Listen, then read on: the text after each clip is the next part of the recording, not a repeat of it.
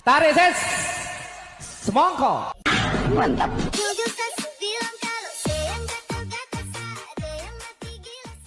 Hai, saya Jasun. Saya Wilona. Saya Haris. Saya Ajeng. Kami dari kelompok 2 ingin mempresentasikan tentang purposive sampling.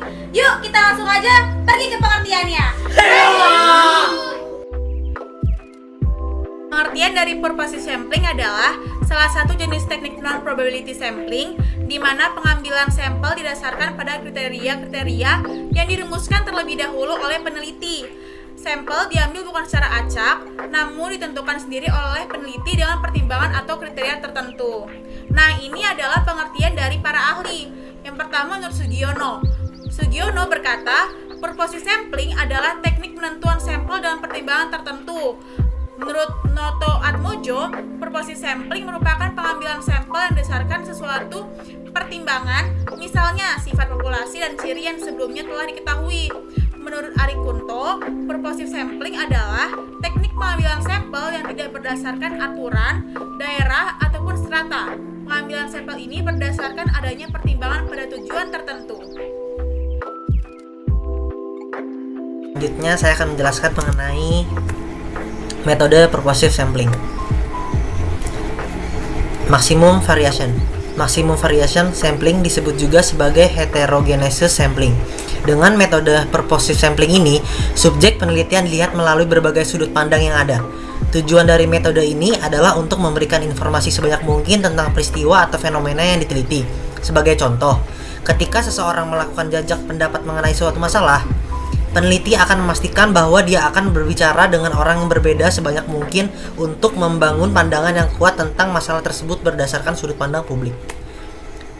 Selanjutnya, homogeneous. Homogeneous purposive sample adalah sampel yang dipilih karena memiliki karakteristik atau kumpulan karakteristik yang sama. Misalkan kesamaan dalam hal usia, budaya pekerjaan, atau pengalaman hidup. Teknik ini berfokus pada kesamaan karakteristik dan bagaimana hubungannya dengan topik yang sedang diteliti. Salah satu contoh purposive sampling jenis ini adalah jika seseorang meneliti efek samping jangka panjang dari bekerja sebagai buruh di pabrik asbes, maka sampel yang diambil harus memenuhi kriteria telah bekerja sebagai buruh di pabrik asbes selama 20 tahun atau lebih. Selanjutnya ada typical case sampling. Typical case sampling merupakan jenis metode purposive sampling yang dilakukan ketika peneliti ingin mempelajari suatu fenomena atau tren terhadap anggota populasi yang dipertimbangkan sebagai tipikal atau rata-rata. Jika peneliti ingin mempelajari bagaimana kurikulum pendidikan memengaruhi siswa biasa atau rata-rata, maka peneliti akan fokus terhadap anggota populasi yang tergolong sebagai siswa biasa atau rata-rata. Selanjutnya akan dijelaskan oleh rekan saya. Selanjutnya akan dibahas oleh saya, Jasun Udara Putra. Untuk metode selanjutnya itu adalah ekstrim atau deviant case sampling, di mana sampling ini digunakan ketika seseorang ingin meneliti outlier yang menyimpang dari suatu fenomena, isu, atau tren tertentu. Dengan mempelajari kasus-kasus yang menyimpang, peneliti seringkali memperoleh pemahaman yang lebih baik. Jika seorang peneliti contohnya ingin memahami hubungan antara kebiasaan belajar dan prestasi akademik yang tinggi, maka mereka harus mengambil sampel beberapa siswa yang dianggap berprestasi tinggi tadi. Berikutnya adalah critical case sampling, di mana metode ini hanya sejumlah kasus penting atau kritis yang dipilih dan kemudian diperiksa. Dalam hal ini, peneliti berharap dengan mempelajarinya akan mengungkap wawasan yang dapat diterapkan pada kasus lain yang serupa. Setelah itu adalah total population sampling. Dengan teknik ini, keseluruhan dari anggota populasi yang memenuhi kriteria dimasukkan ke dalam penelitian. Teknik purposive sampling jenis ini biasanya digunakan untuk penelitian dengan jumlah kasus yang diinvestigasi relatif kecil. Yang terakhir adalah expert sampling, di mana teknik ini menggunakan pakar atau ahli yang di bidang tertentu untuk dijadikan subjek dalam pengambilan sampel. Teknik ini digunakan jika terdapat kurangnya bukti pengamatan. Contohnya, purposive sampling jenis ini misal seorang peneliti ingin mengetahui permasalahan seputar daya tahan suatu mesin. Maka subjek yang diambil penelitian ini adalah teknisi mesin atau ahli mesin yang mengetahui dengan jelas permasalahan tersebut.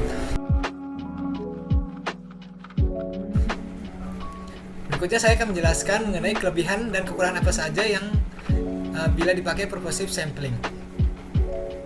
Kelebihannya antara lain, sampel yang dipilih adalah yang sesuai dengan tujuan penelitian itu sendiri. Yang kedua, teknik ini merupakan cara yang mudah untuk dilaksanakan. Dan yang terakhir adalah sampel yang dipilih biasanya adalah individu atau personal yang paling mudah ditemui atau didekati oleh peneliti. Namun, sampel ini juga mempunyai kekurangan, di antara lain tidak ada jaminan bahwa jumlah sampel yang digunakan representatif dalam segi jumlah. Yang kedua, di mana tidak sebaik sampel random sampling. Yang ketiga, bukan termasuk metode random sampling. Yang keempat, tidak dapat digunakan sebagai generalisasi untuk mengambil kesimpulan statistik. Penggunaan persuasive sampling. Contoh yang pertama, seorang peneliti akan meneliti tentang kinerja karyawannya di perusahaan ABC.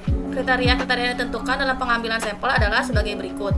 Yang pertama, sampel merupakan karyawan tetap perusahaan tersebut. Yang kedua, sampel bersedia mengisi kuesioner yang diberikan peneliti.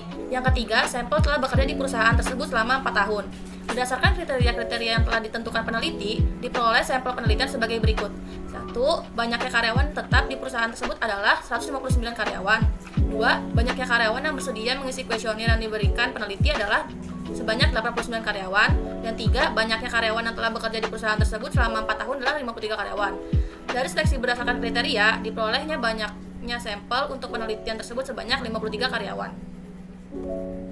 Nah, contoh yang kedua, seorang peneliti akan meneliti tentang komplikasi penderita penyakit diabetes. Contoh kriteria-kriteria yang ditentukan dalam pengambilan sampel adalah sebagai berikut, yaitu yang pertama, penderita diabetes mellitus, yang kedua, usianya berkisar 18-45 tahun, yang ketiga, alasannya menderita diabetes yaitu secara genetik ataupun pola hidup, yang keempat, menderita penyakit kronis lain akibat sebelumnya mengidap diabetes. Berdasarkan kriteria di atas, maka diperoleh kesimpulan sebagai berikut.